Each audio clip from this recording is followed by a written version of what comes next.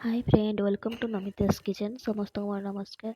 आज मु बनाऊँ भेज बिरियानी। भेज बिरियानी मु नहीं पनीर सोयाबीन और किसी परिबा नहीं काटिक रखी।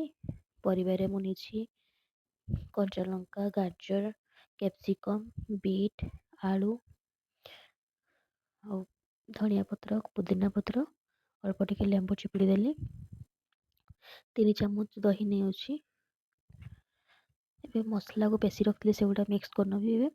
मसला मुझे अदा रसुण पियाज काजू पोस्त ए लुण पकईनेली जीरा गुंड धनिया गुंड लंका गुंड हल्दी गुंड पनीर मसला बिरयानी मसला एबे मु भल भाव मिक्स करने तेल अल्प टिके तेल देकी मिक्स होला किसी टाइम पे रेस्ट पे छाड़देवी। मु किसी टाइम रेस्ट होला मु तेल गरम कर तेल गोटा गरम मसला पकेली। गोटा गरम मसला इलायची दालचीनी तेजपत्र और जीरा भल भाव फ्राए है मिक्स कर भेजिटेबल को पकईदेली। पकई नेला भल भाव मु कषि नेबी। आप चाहिए तो बेसी ग्रेवी करें मु अल्प ग्रेवी कर कषिला देखो मो रेडी होता तरकारी मु लेयर पकई नौ बिरयानी पे। प्रथम तेल पकेली एबे मु भेजिटेबल पकेली भेजिटेबल अल्प टिके राइस देली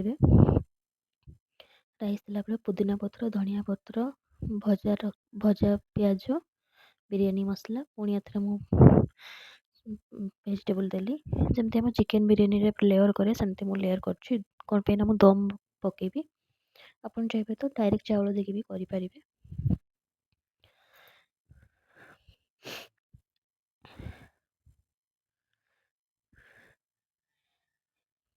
ये लास्ट भात देखिए एबे मु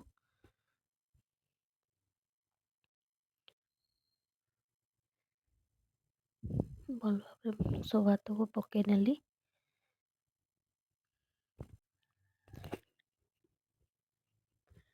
धनिया पत्र पुदीना पत्र पियाज पकई नेली और ऊपर टिके बिरयानी मसला पकई नेली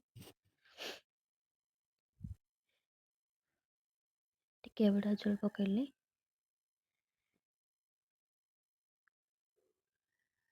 रोज वाटर पकईली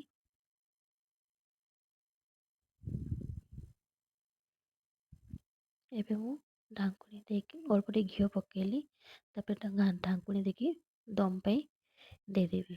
दम देवाई पूर्व मु तावा को गरम कर रखी तावा उपरे मु देछि कम आंच देकी किसी टाइम पर देखो तो बिरयानी हम रेडी हो गला। बिरयानी को एबे मु सर्व करनोछि।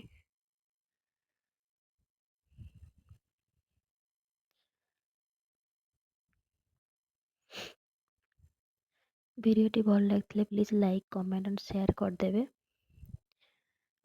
जदि किसी मोर वीडियो भूल हो प्लीज कमेंट रे जणेबे। आ एक्स्ट्रा जदि किसी मु छाड़ी देथिबी करबा मते कमेंट रे please जणेबे।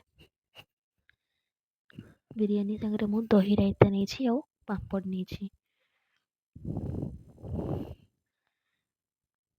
Thank you for watching.